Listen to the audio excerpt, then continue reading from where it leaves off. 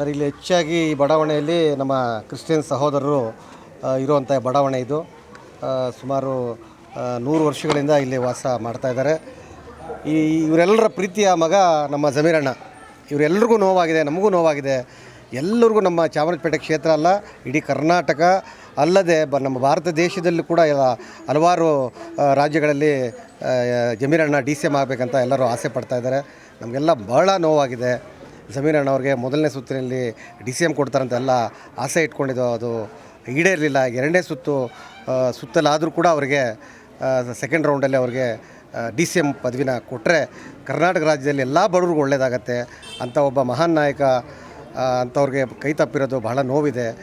ಹೈಕಮಾಂಡ್ಗೆ ನಾವು ಒಂದು ಬೇಡಿಕೆ ಇಡ್ತಾಯಿದ್ವಿ, ದಯಮಾಡಿ ಸೆಕೆಂಡ್ ಲಿಸ್ಟಲ್ಲಿ ನಮ್ಮ ಜಮೀರಣ್ಣನವ್ರನ್ನ DCM ಆಗಿ ನೇಮಕ ಮಾಡಬೇಕಂತ ನಮ್ಮೆಲ್ಲರ ಆಸೆ. ಅದರಿಂದಾಗಿ ಇಲ್ಲಿ ಏನು ನಮ್ಮ ಒಂದು ನಂಬಿಕೆ, ಇಲ್ಲಿ ಮದರ್ ಮೇರಿ ಇಲ್ಲಿ ಪೂಜೆ ಮಾಡಿದ್ರೆ ನಾವೇನು ಅಂದ್ಕೊಂಡ್ರೆ ಅದಾಗತ್ತೆ ಅಂತ ನಮ್ಮೆಲ್ಲರ ನಂಬಿಕೆ.